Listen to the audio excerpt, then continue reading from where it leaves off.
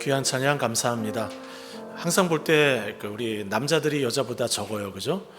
우리 남성분들 좀 본인이 박치만 아니면 소리는 교정이 가능하니까 박치만 아니면 좀 참여하시면 하나님이 참 기뻐하실 것 같습니다.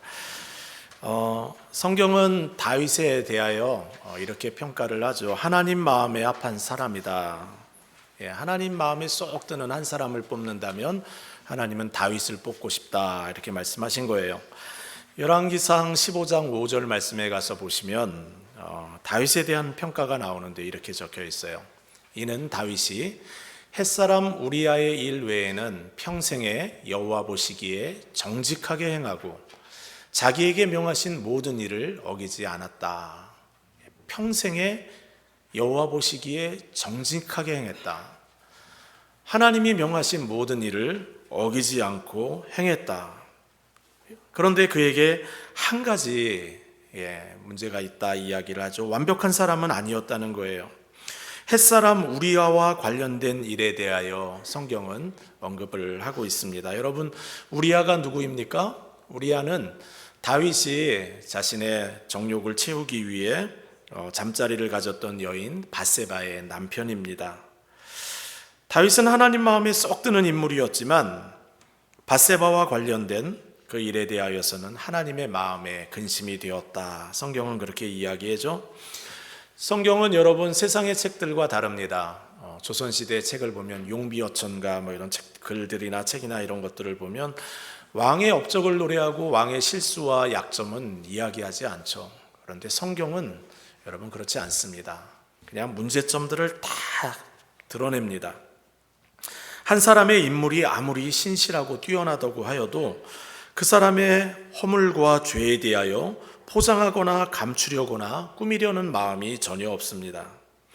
여러분, 오늘 그렇게 하나님께 기쁨이 되었던 다윗이 어떻게 하루아침에 이렇게 무너지는 사람이 되었을까요? 오늘 본문을 보면 몇 가지 단서들이 보이는데, 첫 번째, 그는 책임의 자리에서 떠나 있었습니다. 기억하시기 바랍니다. 책임의 자리에서 떠나 있으면 여러분 죄가 우리를 찾아옵니다. 암몬과 전쟁을 치르고 있었어요. 전쟁이 치열한 상황입니다. 여러분, 예전 같으면 다윗이 어떻게 행동합니까? 전쟁터에서 여러분 제일 먼저 나가서 하나님께 먼저 물어봅니다. 올라갈까요? 말까요? 승리를 주실 겁니까? 물어보죠. 그리고 맨 앞에 서서 나를 따르라 하며 여러분 전쟁을 감당하던 다윗입니다. 그런데 여러분, 오늘 본문에 다윗은 전쟁터에 있지 않습니다. 암몬과의 큰 전쟁이 며칠간 진행되고 있는데 장군 요압을 보내어 그의 장수들을 보내어 대신 싸우게 하고 있습니다. 하나님의 사람들이 무너지는 현장은 다른 곳이 아닙니다. 자신이 책임져야 하는 자리에서 그곳에 몸과 마음이 가 있지 않으면 우리는 언제든지 무너질 수가 있습니다. 그리스도인들은 아무리 바쁘고 피곤해도 책임의 자리를 비켜서면 안 됩니다. 책임의 자리에서 벗어나 다른 자리를 찾으려고 할 때 우리가 미혹될 수 있고 죄를 지을 수 있음을 기억해야 합니다. 다윗이 죄에 무너졌던 두 번째 이유는 그가 게을러졌기 때문입니다. 여러분, 게으르면 마귀에게 넘어질 수 있어요. 보통 우리는 게으른 것을 죄라고 생각하지 않는 경향이 있어요. 그런데 성경은 게으름이 죄라는 사실을 감추지 않습니다. 기독교 역사 가운데 인간을 넘어뜨렸던 많은 죄들을 정리한 책들을 보면 한결같이 게으름의 문제를 다루고 있어요. 7가지 죄를 나열하면서 게으름의 언급을 하는 것을 보았습니다. 오늘 본문 말씀 보시면 2절 말씀 보면 다윗이 밤에 저녁 때에 그의 침상에서 일어나 왕궁 지붕 위에서 거닐었다, 이렇게 나와 있죠. 여러분, 그가 언제 일어났다고 되어 있습니까? 저녁 때에 일어났다. 여러분, 전날 밤 너무 피곤해서 늦게 자고 늦게 일어난 걸까요? 그렇지 않습니다. 성경은 다윗이 여러 전쟁을 통해 왕권이 견고해지고 나라가 강해지니까 그가 게을러졌다라는 사실을 이렇게 우리에게 이야기하고 있는 겁니다. 사람마다 새벽형 인간이 있고 저녁형 인간이 있다고 해요. 그래서 내가 새벽형인지 저녁형인지를 알아서 그 유형에 따라서 삶을 살아가기만 해도 효율적인 인생을 살 수 있다, 이런 글을 읽은 적이 있어요. 여러분, 중요한 것은 내가 새벽형이든 저녁형이든 삶의 루틴을 가지고 그렇게 살아가는 것이 중요합니다. 게을러지면 안 되는 거예요. 가정에서 일하는 주부라 하여도 세월이 하염없이 흘러가도록 내버려둬서는 안 됩니다. 언제든지 우리는 부지런한 사람이 되어야 합니다. 믿음으로 살려고 몸부림쳤던 청교도들이 자주 읊조렸던 구절이 있습니다. 이렇게 적혀 있어요. 게으른 마음, 나태한 마음은 사단의 공작실이다. 게을러진 마음, 나태한 마음에는 마귀가 언제든지 우리의 마음을 미혹할 수 있다는 이야기죠. 직장에서 일할 때도 열심히 일해야 합니다. 게을러지면 안 됩니다. 해야 할 일만 하는 게 아니에요. 주어진 일만 하는 게 아닙니다. 회사에 기여할 수 있는 일이 무엇인지를 생각하며 조금 더 일해야 합니다. 한국에 있을 때 프로페셔널의 조건이라는 책을 읽었던 적이 있는데 거기 이렇게 적혀 있어요. Do it more 하라, 이렇게 적혀 있어요. 내게 주어진 일이 이만큼이면 이거보다 조금 더 하라는 거예요. 무엇이든지 내게 주어진 일보다 조금 더 하는 것이, 그것이 이 세상에서 하나님이 주시는 은혜를 누리며 살아가는 방법이다라고 적혀 있는 것을 본 적이 있습니다. 여성들 중에는 현모양처가 꿈이라고 이야기하는 청년들이 종종 있습니다. 청년들 지도할 때 넌 꿈이 뭐니? 물어보면 저는 현모양처가 꿈이에요. 그러면 제가 피식 웃고 했던 기억이 납니다. 잠언 31장에 가서 여러분 현모양처가 어떤 여인인지를 살펴보면 여러분 잠언 31장 꼭 기억하십시오. 현모양처가 되고 싶다 하는 분들의 필독 읽어야 되는 내용인데요. 억세게 부지런한 여인입니다. 이렇게 부지런한 여인이 있을까 싶을 정도로 부지런한 사람입니다. 게으른 사람은 여러분 하나님의 일을 이루어갈 수가 없습니다. 다윗이 범죄하게 되었던 두 번째 이유는 게으름 때문입니다. 세 번째, 다윗의 범죄한 이유는 자신의 욕구를 통제하지 못했기 때문에 그렇습니다. 다윗은 왕궁 지붕 위에서 남들이 사는 집들을 들여다보고 있습니다. 밤에 지붕에 왜 올라갔을까요? 여러분, 이스라엘에 가보면 성이기 때문에, 산에 만들어진 성이기 때문에 궁전에 다윗의 궁궐에 올라가서 서면 다 아래층이 다 보입니다. 다윗은 도대체 밤에 왜 올라갔을까요? 사람들은 보는 것을 통해 욕심을 갖게 됩니다. 좋은 물건을 보면은 사야겠다라는 생각이 되죠. 그렇기 때문에 그리스도인들은 보는 것을 통제할 줄 알아야 합니다. 보인다고 해서 다 봐서는 곤란하고요. 하나님이 원치 않는 것을 보기 위해서 엉뚱한 곳에 가서도 곤란합니다. TV 방송 여러분 이렇게 자주 보다 보면, 드라마 같은 거 정신없이 보다 보면 나도 알지 못하는 사이에 세상적인 관점이, 그 세상적인 세계관이 내 마음을 사로잡고 있는 것을 보게 됩니다. 세상에 속한 마음을 갖게 되는 거예요. 그리스도인들은 보는 것을 통제해야 합니다. 다윗은 밤에 왕궁 지붕에 올라가서는 안 되었습니다. 높은 궁전에서 밖을 내다보면 어두운 밤에 불을 켠 남의 집 외에 무엇이 보이겠습니까? 다윗은 그곳에서 목욕하는 여인을 보았습니다. 보는 것을 통제하지 못한 다윗은 아름다운 여인을 불렀고 자신의 정욕을 통제하지 못했습니다. 여러분, 구약 성경에 보면 하나님께서 왕에게 금한 세 가지가 있어요. 첫 번째는 마병을 많이 두지 말아라, 이렇게 적혀 있어요.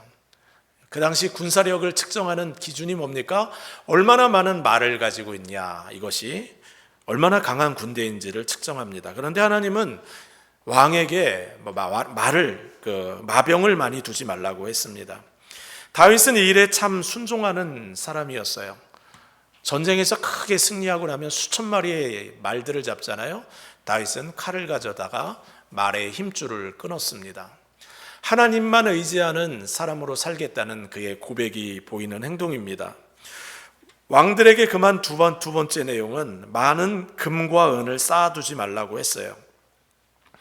다윗은 전쟁에서 취한 물품들을 자기가 취하지 않고 하나님께 바쳤습니다. 그는 재물의 욕심을 가지고 사는 인물도 아니었습니다. 그런데 그가 한 가지 소홀한 것이 있습니다. 세 번째, 아내를 많이 두지 말라고 했는데 여러분, 다윗은 아내를 많이 두었습니다. 헤브론에서 통치할 때 그에게는 8명의 아내가 있었고, 수도를 예루살렘으로 옮기고 난 후에 또 여러 여인들을 아내로 맞았습니다. 이렇게 적혀 있습니다. 다윗이 헤브론에서 올라온 후에 예루살렘에서 처첩들을 더 두었으므로 자녀가 또 다윗에게서 나니. 다윗의 리더십은 견고했으나 가장 취약한 부분이 있었습니다. 성적인 영역입니다. 우리는 이 말씀을 가볍게 여겨서는 안 됩니다. 특별히 그리스도인들은 보는 것을 통제할 수 있어야 합니다. 우리가 사는 시대는 과거랑은 너무 달라요. 과거에는 여러분, 음란물을 살려고 하면 여러분 구하는 것조차도 쉽지 않았습니다. 성인 영화를 보려고 생각하는 사람은 여러분 주변에 누가 있는지를 살피면서 극장을 들어가는 일들이 있었습니다. 그런데 우리가 사는 지금 이 시대는 그런 시대가 아닙니다. 인터넷에서 어느 누구도 조금도 시간의 거리낌 없이 5초, 10초면 충분히 내가 원하는 음란물들을 찾아볼 수 있는 시대가 되었습니다. 성도 여러분, 우리는 보는 것을 통제할 줄 알아야 합니다. 자신이 성적인 영역에서 취약하다고 생각한다면 보는 것을 통제할 줄 알아야 합니다. 그렇지 않으면 어느 날 갑자기 다윗처럼 형편없이 몰락하는 날들이 우리를 찾아올 수도 있습니다. 다윗은 목욕 중이던 밧세바를 데려오게 하여 자신의 성적인 욕구를 채웠습니다. 그런데 골치 아픈 일이 생겼어요. 아이가 생긴 겁니다. 다윗은 꾀를 내어서 이 문제를 해결하려고 하죠. 전쟁에서 치열하게 싸우고 있는 밧세바의 남편 우리아를 데려오게 합니다. 그리고 둘이 잠자리를 하게 하여 아이가 생긴 것처럼 꾸미고 싶었습니다. 그런데 밧세바의 남편이었던 우리아는 정말 멋있는 남자입니다. 전우들이 생사를 오가며 싸우고 있는데 내가 어떻게 내 아내와 함께 잠을 잘 수 있냐 하면서 아내와 잠을 취하지 않는 거예요. 집에 들어가질 않는 겁니다. 제가 예전에 뮤지컬로 다윗 이 영화 뮤지컬을 본 적이 있는데 다윗이 이 우리아를 술을 잔뜩 먹여요. 그래서 그냥 잔뜩 취하게 해서 집으로 보내는데 이 우리아가 들어가다가 자기 집 앞에서 털썩 주저앉아서 집 앞에서 잠을 자는 거예요. 성경에 나오는 남성들 중에 성적인 영역에 있어서 우리아만큼 건강한 사람이 어디에 또 있을까 싶은 생각이 듭니다.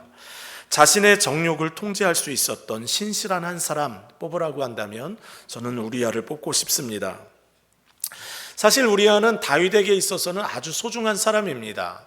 다윗이 사울 왕의 그 추격을 피해서 도망 다닐 때 다윗의 생명을 지켜주었던 많은 남성들이 있었는데 자신의 생명을 걸고 다윗을 지켰던 사람들 중에 우리아가 있었어요. 리더에게 충성하며 동료들에게도 의리 있었던 한 남성. 저는 우리아를 생각하면 죄 없이 죽임당했던 성경의 여러 인물들이 동시에 떠오르는데 나봇이 떠오릅니다. 구약 율법에 가문으로 이어져 오는 포도원은 팔지 말라고 되어 있어서 여러분 그 포도원을 탐냈던 아합과 이세벨이 그것을 너무 갖고 싶어 하는데 하나님의 말씀에 따라 내가 팔 수 없다고 얘기하여 무참히 죽임당했던 한 남성이 나옵니다. 나봇입니다. 우리아도 그렇고 나봇도 그렇고 저는 성경을 읽을 때마다 짧게 지나가는 그들의 이름이고 이야기지만 잠시 멈추어서 생각해 보곤 합니다. 하나님 나라에서 해와 같이 별과 같이 빛나는 인물들이 누굴까? 하나님의 말씀 앞에서 살아가는 사람들입니다. 결국 다윗은 우리아를 전쟁터 맨 앞에 보내요. 죽게 하라는 편지를 써서 요압에게 보냅니다. 장군에게 보내는데요. 방법이 비열합니다. 편지를 써서 누구에게 줍니까? 이것을 우리아에게 줘요. 우리아는 이 편지에 자기를 죽이라는 이 편지의 내용을 자신의 손에 들고 가서 그것을 요압에게 주고 요압 장군은 그 왕이 명한 대로 우리아를 죽입니다. 성도 여러분, 오늘 본문을 통해서 하나님이 우리에게 하시고자 하는 메시지가 무엇일까요? 두 가지 여러분과 함께 나누길 원합니다. 첫 번째, 모든 사람은 죄를 지을 가능성을 가지고 있습니다 라는 사실이에요. 다윗의 범죄를 보면서 나는 그럴 사람이 아니야 라고 생각하면 곤란합니다. 여러분, 다윗은 우리보다 훨씬 더 경건한 사람이었어요. 그는 하나님과 친밀한 교제를 나누는 영적으로 깨어있는 사람이었습니다. 하나님의 음성을 들었고 하나님도 다윗과 같은 사람이 없었다라고 이야기를 했어요. 여러분, 다윗도 죄를 범했다면 우리도 얼마든지 죄를 지을 가능성을 가지고 살아가는 존재인 것을 기억해야 합니다. 세계 2차 대전 당시 독일 히틀러가 유대인들을 학살하고 생체 실험을 하고 죽일 때 유럽의 지성인들은 그 사실을 믿으려고 하질 않았습니다.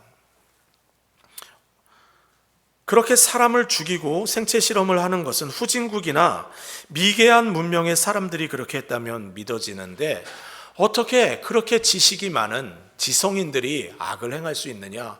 우리는 믿을 수 없다는 거예요. 그 당시 독일이 어떤 나라입니까? 이미 히틀러가 활동하기 이전에 많은 유명한 뮤지션들이 있었죠. 바흐, 핸델, 멘델스존, 베토벤. 세계적인 음악가들이 독일에서 났어요. 유럽의 정신적인 지도자의 역할을 하는 많은 지도자들이 있었던 나라입니다. 그런데 어떻게 독일이 그렇게 잔인한 일들을 할 수 있을까? 그런 만행을 행할 수 있을까? 사람들은 많이 배우면 뭔가 달라질 거라 생각합니다. 지성사회가 되면 인간의 힘으로 지상천국, 유토피아를 이룰 수 있을 거라고 생각합니다. 하지만 역사는 그런 생각이 허상일 뿐임을 우리에게 가르쳐 줍니다.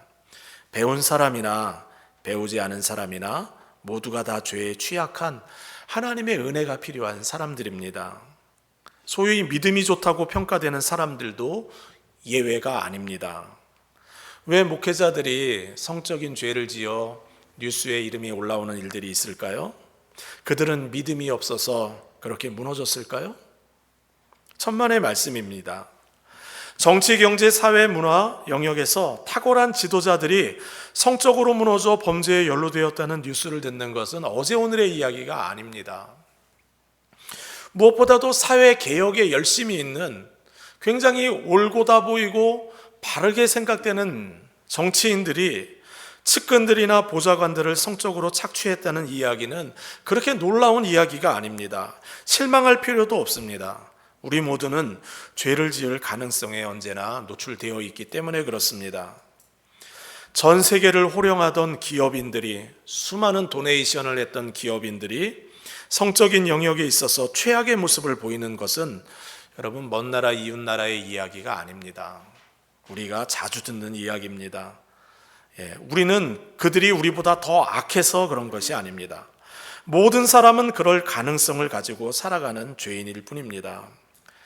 다윗이 죄를 짓고 난 후에 이렇게 고백했어요. 내가 죄악 중에 출생하였음이며 어머니가 죄 중에서 나를 잉태하였나이다. 여러분, 이게 지금 무슨 이야기입니까? 모든 사람은 죄인으로 태어나 죄를 지을 가능성 속에서 살아간다. 다윗이 그렇게 지금 고백하고 있는 거예요. 성경은 이 사실을 감추지 않습니다. 사람의 마음이 괴악하는 바가 어려서부터 악함이라. 뭐라고요? 사람의 마음이 괴악하는 바가 어려서부터 악하다. 또 이르시되 사람에게서 나오는 그것이 사람을 더럽게 하느니라.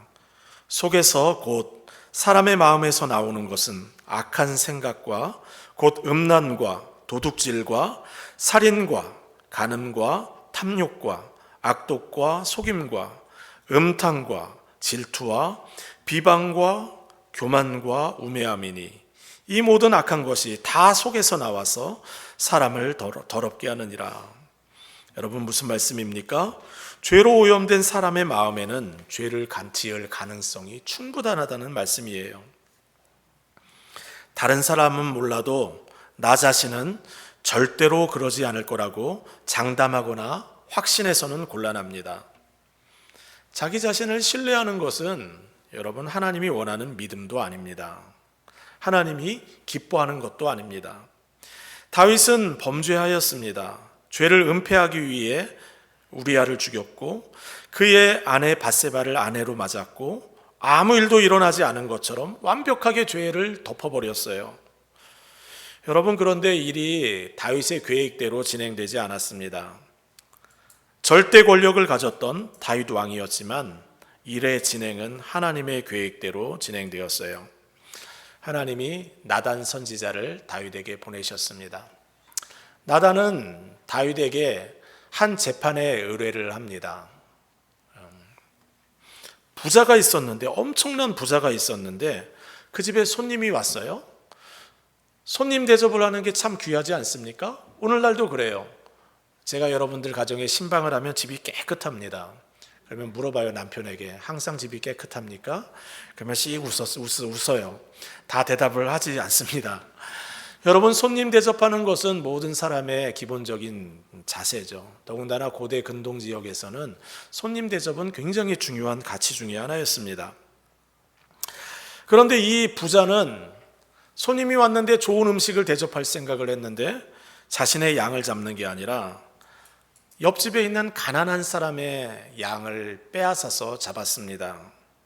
자신의 집에는 양도 많고 소도 많고 낙타도 있고 염소도 있고 다 있는데 하필 옆집에 사는 가난한 사람, 그 집에는 양 한 마리밖에 없는데 그 양이 너무 소중해서 잠잘 때도 같이 자고 먹을 때도 같이 먹는 거의 가족과 같은 양인데 그 양을 잡아 죽였습니다.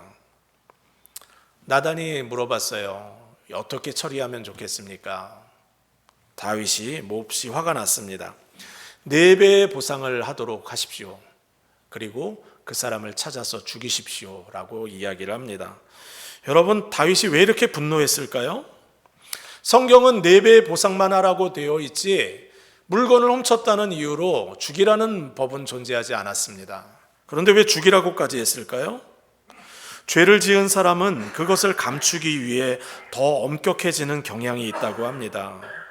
범죄한 사람은 자신의 죄를 감추기 위해 자기에게는 관대하면서도 남에게는 더욱 엄격해진다는 거죠. 다윗은 이런 생각을 한 거예요.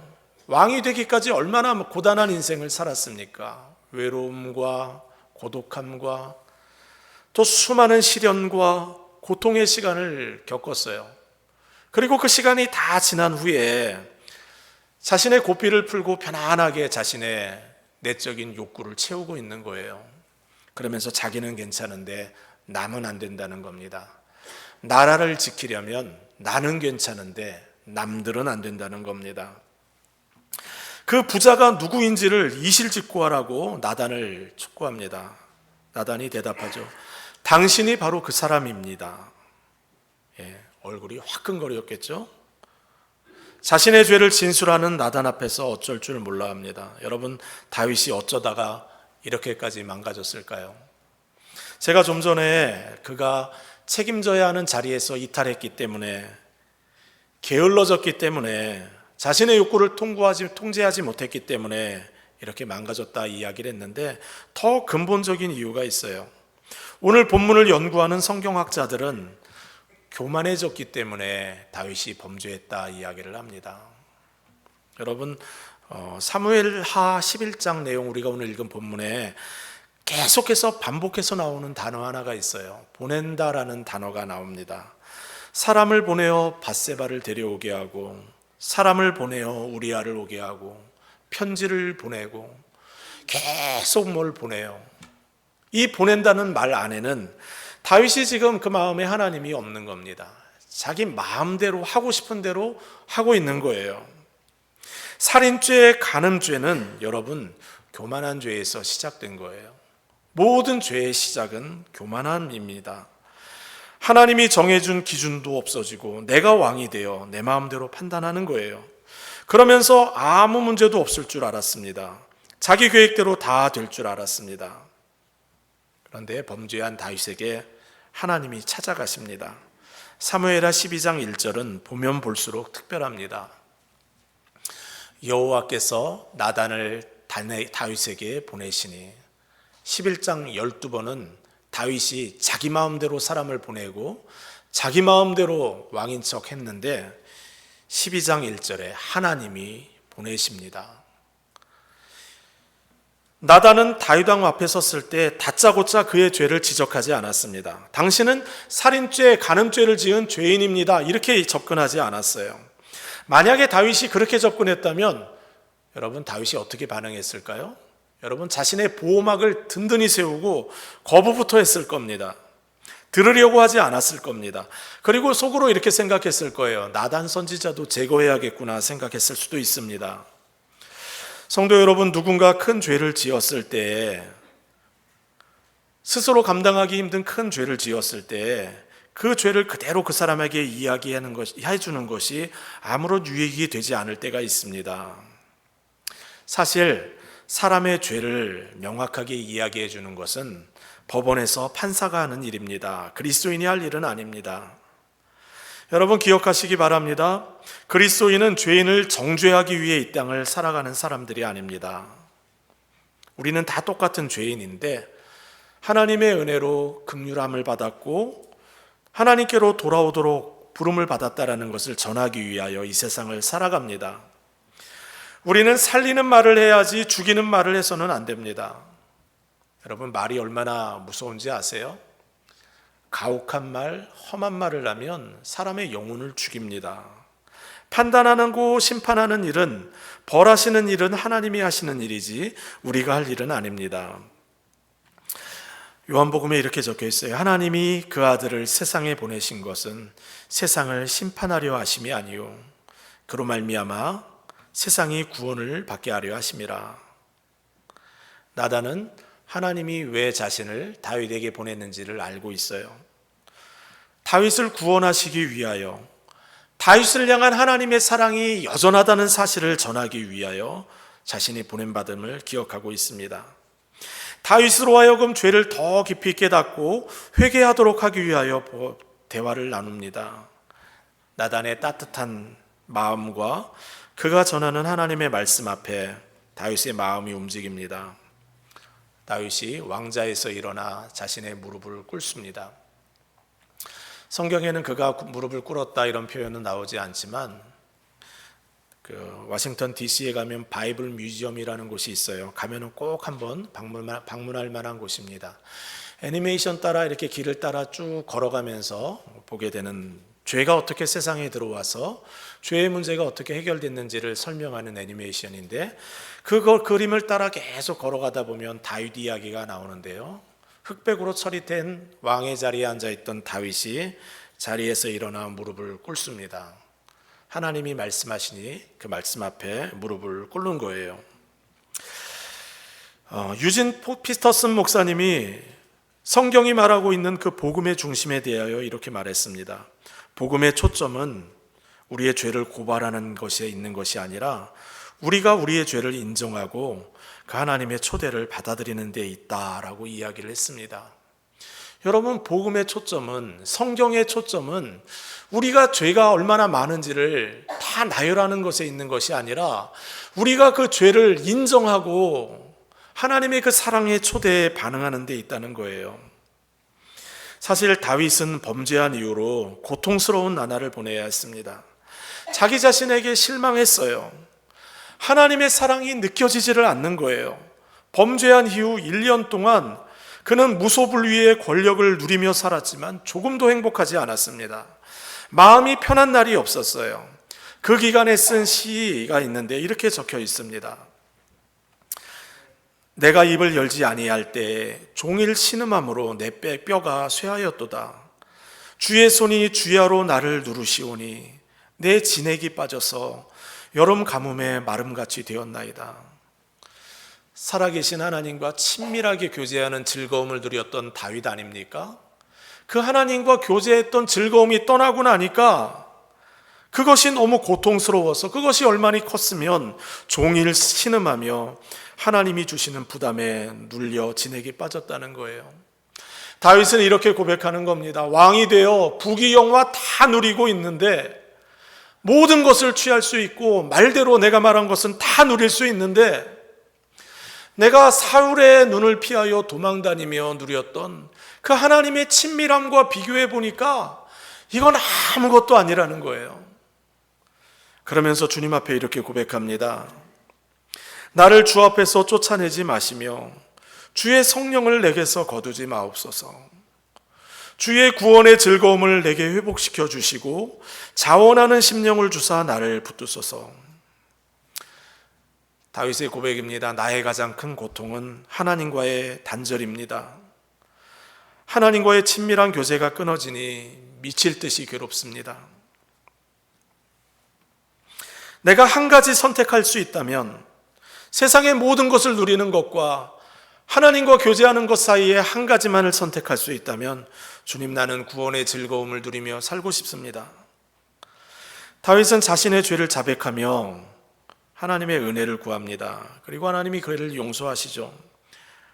13절 말씀에 이렇게 적혀 있습니다.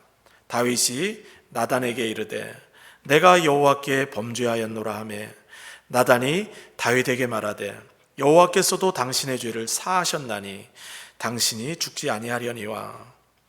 우리가 마음에 새겨야 하는 두 번째 내용이 있습니다. 우리가 회개하면 하나님은 우리를 용서하시고 자녀 삼아 주십니다. 죄가 아무리 커도 용서하십니다. 회개가 무엇입니까? 사랑이 많으신 하나님이 우리를 부르실 때 내 죄를 인정하고 내 고집대로 살아온 내 삶을 돌이켜서 하나님 앞에 서는 겁니다. 어떤 사람은 이렇게 얘기해요. 살인죄, 간음죄 저는 용서할 수 없습니다. 다른 것은 다 용서해도 내 배우자가 간음죄를 저질렀다면 나는 절대로 용서할 수 없습니다.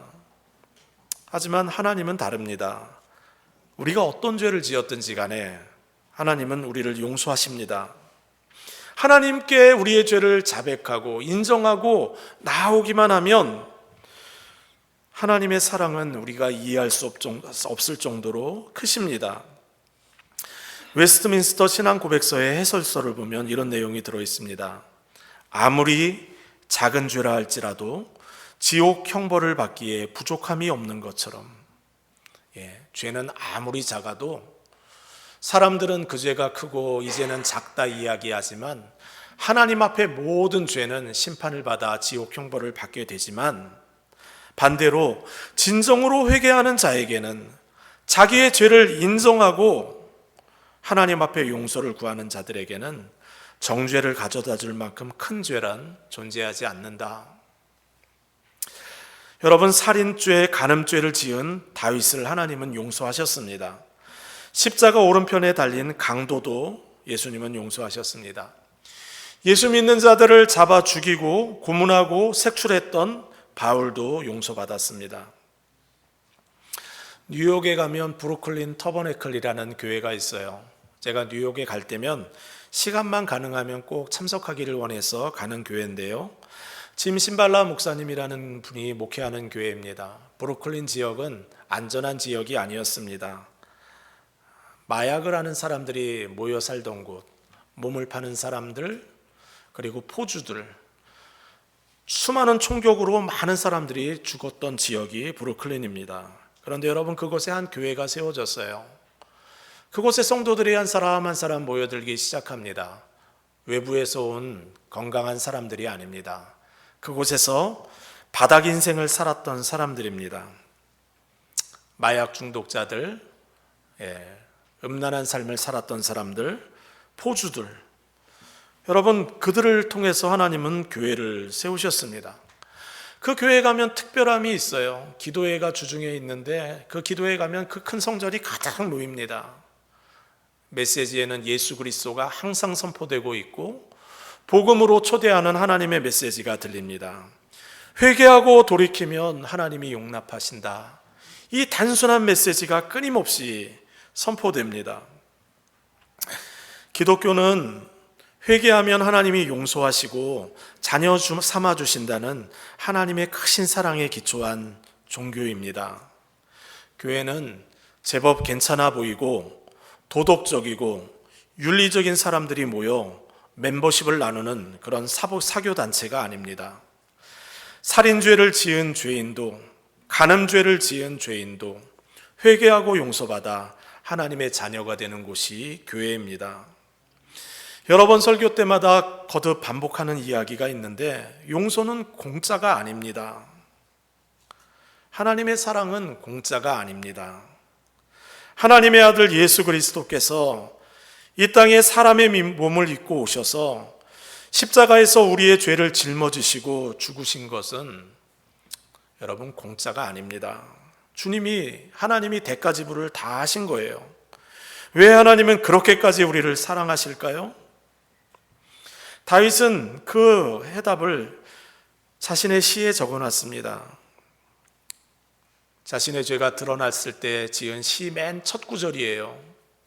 하나님이여 주의 인자를 따라 내게 은혜를 베푸시며 주의 많은 긍휼을 따라 내 죄악을 지어 주소서. 다윗은 알고 있어요. 하나님이 인자하신 분이라는 것을, 은혜 베푸시는 분이라는 것을.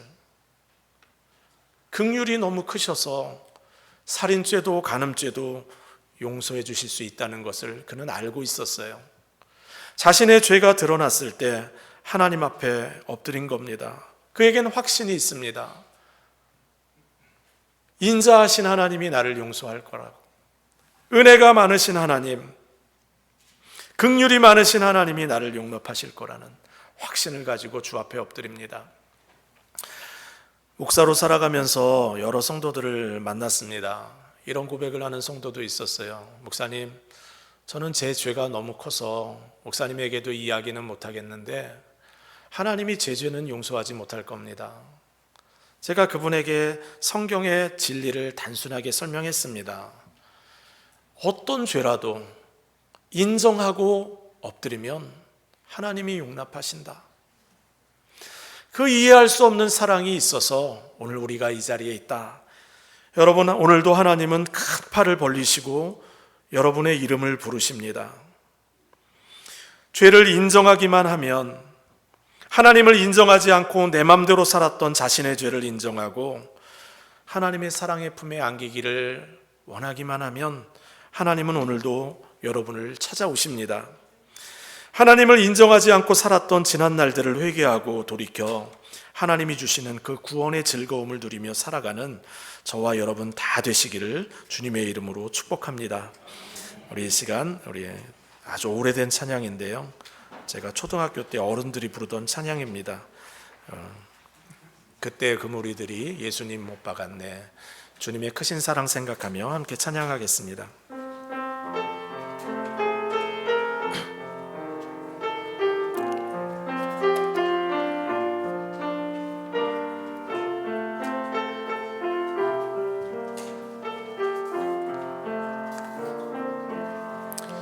그때 그 무리들이 예수님 못 박았네. 목숨 세계의 그 못으로 망치 소리 내 맘을 울리면서 들렸네. 그 피로 내 죄 씻었네. 주여 저들의 죄를 용서하여 주소서. 주님 눈물로 기도했네. 귀중한 그 보배 피 나를 위해 흘렸네. 그 피로 내 죄 씻었네. 비웃는 그 무리들 주님 옷 벗긴 후에 주님 몸 깊이 찔렀네. 귀중한 그 보배 피 나를 위해 흘렸네. 그 피로 내 죄 씻었네. 주